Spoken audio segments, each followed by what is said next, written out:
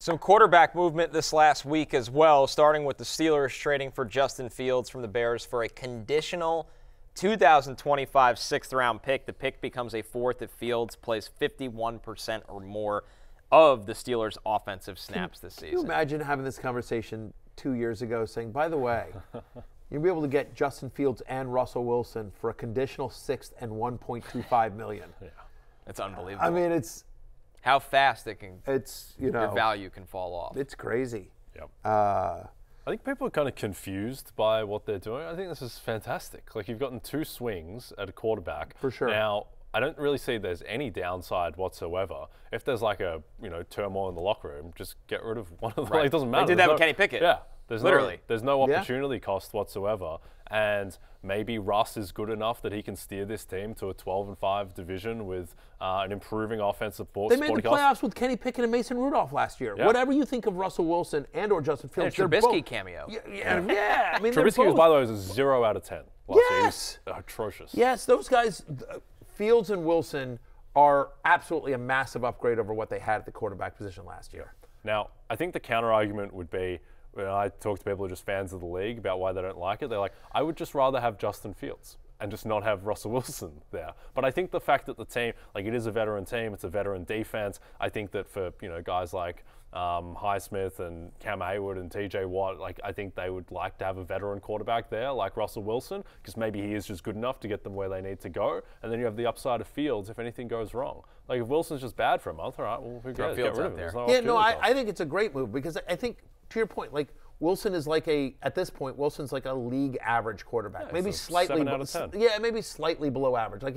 we've joked, he's like the 18th best quarterback in the NFL. He was 18th in EPA per play. He was 18th in PFF grade. He looks like the 18th best quarterback, so he probably is just the 18th best quarterback. That's fine, right? Like, the 32 teams, so he's middle of the pack. Like, he's more or less a league average quarterback at this point. And if you have a league average offense, right, and an elite defense, like, you can and an elite coaching, which is what we all think Mike Tomlin is, like, and that stuff, like, they can get there. Like, we'll talk about Arthur Smith in a second here, but my point is like, I think it's brilliant by the Steelers, because first off, it cost them nothing. Again, $1.25 million and a conditional six. If it turns into a fourth, whatever, great, fine. But basically, if Russell Wilson is good enough to get them there, then good. And then meanwhile, you develop Justin Fields into what potentially could be a franchise quarterback. He was drafted to be that. He was that at Ohio State. So, and then, by the way, if it just goes to hell with Russell Wilson, then okay, fine. Then you throw Justin Fields in there. You see what you got out of Justin Fields, and then you can address it next year. And and try to draft somebody or look for an improvement there. But two things I'll say. It's interesting. It becomes a condition. It becomes a fourth if he plays over 51% of the snaps. So you could see a scenario where, I don't know where the Steelers' bye week is, but like week 9, week 10, if the Steelers are out of it, then okay, now we're going to play Fields the rest of the way, see what we have, make sure he plays under 51% of the snaps, right. So we don't have to give up the 4. But and then you sort of see what you got there. So I actually think it's a really smart move. Here's the other thing I will say. Think about Arthur Smith. And for as much as we like to joke or clown about Arthur Smith, obviously running is a big part of what he does. I suspect that even if Russell Wilson is, quote-unquote, the starter in Pittsburgh, there will be a package of plays every single week for Justin Fields that uses his legs, that's more, RPO stuff that allows him. We even saw that, like, even when Heineke became, quote, the starter, you saw a little bit of Ritter get mixed in there in Atlanta. Yeah, I think that makes a ton of sense for Fields. So you have a guy that can give you the rushing element. Listen, the Steelers also, there wasn't a lot of buttons they could press, guys. They don't have a top 15 pick. Correct. They weren't going to be able to land Kirk Cousins. So, like you said, Jay, they took 2 swings, and like you said, Matthew, they're 0 cost. I mean, a 6th rounder and $1 million. And they're going to see the upside play is Fields. They're going to go into the season with the floor play in Russ. And if they hate what they see from Russ all summer, which this probably won't happen, they can cut him. It doesn't matter. It doesn't matter at all. Yeah. That is the thing. Just with quarterback is it's so much more important than every other position. Like, the best quarterbacks in the NFL, they move the line 7 points. Micah Parsons, whoever the best non-quarterback is, will move it like maybe 2 points. Yeah, the like, Teron that is the Armstead gap. argument. That's the other thing. But so I think teams are just never in position where you can have multiple swings at a quarterback on the same roster, just because like it just doesn't work with the cap and like culturally. But the Steelers are in a position where they're able to, and they've just kind of backed into this freak position where Wilson, because of his contract, was available for nothing, and then Fields is available for nothing just because of his weird contract too, where no one wanted to trade for him because of the 50-year option and all this kind of stuff. So I think they've done incredibly well. I do too, and you're still shocked about a guy that was literally like, what was Fields, pick 12? Yeah, top 15 for pick. A guy that was a top 15 pick and, an absolute superstar at Ohio State gets dealt for a 2025 sixth that could conditional sixth that could at best turn into a 4. Yep. Like, a quarterback that's still how old's Justin Fields, 25?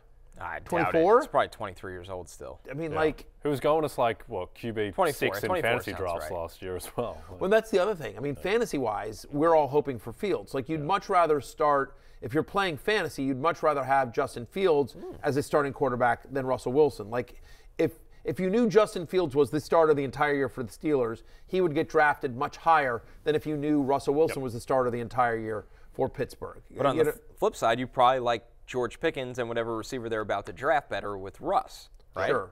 Yep. Sure. So- I mean, Pickens is going to have a big year. No matter who's out there. No matter who's out there. Yep. Just I think him massive and target Russ share. are a nice fit, though. Would you back over under Russell Wilson 9.5 games started for the Steelers? I think I would still take the over. Yeah, I I think so don't too. think they Feels need like an he's gonna be the upside guy. play at quarterback. Yeah. You're talking about a situation where they were dreadful at quarterback last year. If they get to mediocre, that's a massive upgrade. Yep. With Fields, the spectrum, the variance is Right. He can go win you a game against anyone. He can lose you a game against Especially anyone. because, by the way, also just think about Russell Wilson for a second here. He goes into Denver, $250 million contract, this kind of ugly breakup with The Seattle. office, can't forget the office he had. Yeah, he's got the office, the whole thing. Let's ride. There's so much public pressure on him, right? And then Nathaniel Hackett and whatever, that's a disaster. And then Sean Payton comes in, and there's reports of friction there. And so, again, he's got this massive spotlight on him in Denver because of the contract, because of the expectations, because of what he left in Seattle, because of it was such a dumpster fire the year before with Hackett, everything like that. Now, he's been humbled somewhat. Now he's going to Pittsburgh, which, by the way, is not a big media town. Think about how little stories there were out of Pittsburgh about Antonio Brown or Le'Veon Bell or some of the. We had no idea. We had no idea. That's what I'm saying is so when it comes to he's not going to New York or something like that. He's going to Pittsburgh. And to your point, he doesn't need to be Russell Wilson in capital letters, former, Super Bowl winning quarterback Russell Wilson. Now he's going there, on this. I think expectations are lower. And again, he doesn't have to put it all on his shoulders. They've got a really good defense. And, Arthur Smith is going to be like, hey, man, just hand it off. Take a couple of shots to Pickens deep when you need to. But, we're gonna run a conservative offense. And so I think Russ will be protected and not have to ask to do that much. And as we talked about, he's fine. Yep. He's not going to win you a game, but he's not going to lose you a game. And literally the quarterbacks they had last year would lose them games. Or they had to win in spite of their quarterback play, not because of it. Or, so right. Mediocre would be great for the Steelers. Yep. It takes a lot for me to defend Russell Wilson, but I think Sean Payton made up his mind about him before he ever stepped foot in the Broncos facility. I would agree. And I think that's extremely unfair in a situation. So we'll see what he could do in Pittsburgh. More quarterback movement, young quarterback movement. Sam Howell traded to the Seahawks to be the backup. Is he going to have the Seahawks on his Hall of Fame plaque? Yeah, this is the question. When future Hall of Famer Sam Howell eventually gets into the Hall of Famer, does he go in as the Commanders or the Seahawks? Yeah, or the Raiders when he's on that team next year. That's a good call out. Oh, I'm bummed and happy. I'm bummed because I really like the kid, right? I root for the kid. By the way, very productive, top 10 fantasy quarterback for much of the year last year in an impossible situation. He was destined to fail. The offense was a mess, the offensive line was a mess. Howell just took so many hits, and a lot of those are on him. I get it, but still, Howell's not a zero. There's still potentially a very good quarterback in Sam Howell. I think it's a great move for Seattle. I actually wouldn't have mind. I get it. They sort of want to give a clean slate. I'd much rather Sam Howell as a backup than Marcus Mariota. That's not close. I don't know what they're doing there. The $6 million man. I mean, don't get me started. But what I would say is that Howell, I'm surprised Commanders were only able to get a third and a fifth for him, and they had to give up like a 4 and a 6. Swap. They had to they moved up in 2 rounds and then sent Sam Howell. But I'm happy for the player because I think there's no way he was starting in Washington unless there was a massive injury, whether it's Drake May or Jaden Daniels or J.J. McCarthy or whoever they drafted quarterback at 2.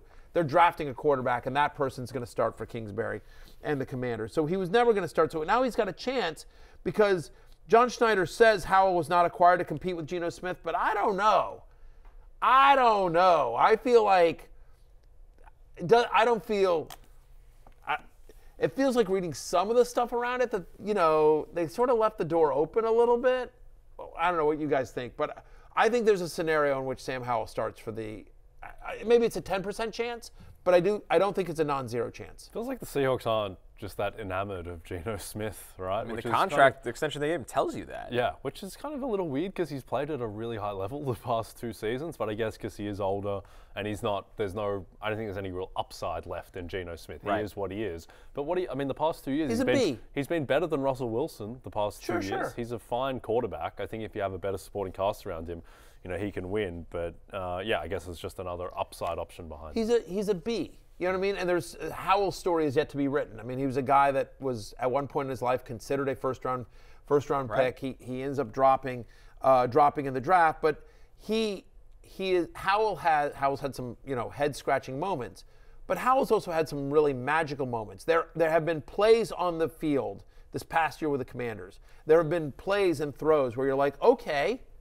that kid can play the quarterback position. He's not just a guy. I mean, Connor, you tell me if you disagree with any of that. No. But Would you agree with magical being a strong word to describe Sam Howell's season in Washington? I'm saying there are moments. Sure. I'm saying there were absolutely there were head-scratching moments. There were like, what are you doing moments as well. He's one of the toughest kids I've ever seen. Without a he doubt. absolutely wears those hits. No, 100%. But I'm just saying there were definitely moments where you're like, okay, if we can get more of that, if we can get more consistency out of that, there's you look at the there. Eagles game last year. Yeah. There's that performance, his ability to hang against a tough defense and make big throws and challenge down the field.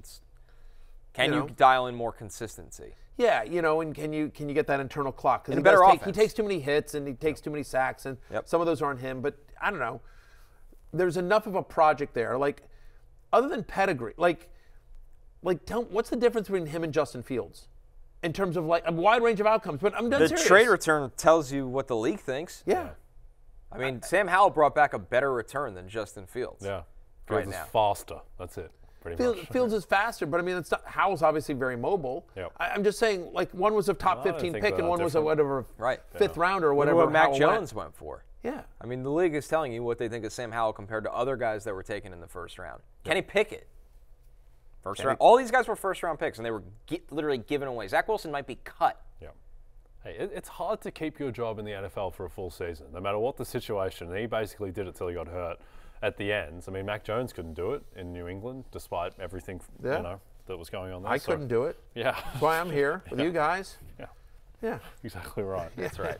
Imagine Matthew Berry as quarterback in the NFL. Running back. Yeah, it would be for the Panthers, I think. Yes. Long snapper is really what it There we was. go. Long snapper. Hey, it's Matthew Berry from NBCSports.com and RotorWorld.com, and I want to thank you so much for watching whatever it is you just watched, or if nothing else, being too lazy to click out of the autoplay after this video started, after whatever it is you actually wanted to watch finished. But now that you're here, I'd like to take a moment here to ask you respectfully now, okay? I'm asking you respectfully to subscribe to the NFL on NBC YouTube channel. You'll get the latest Roto-World fantasy news headlines, all sorts of great shows, including my own Fantasy Football Happy Hour. So go subscribe now. Again, I'm asking respectfully.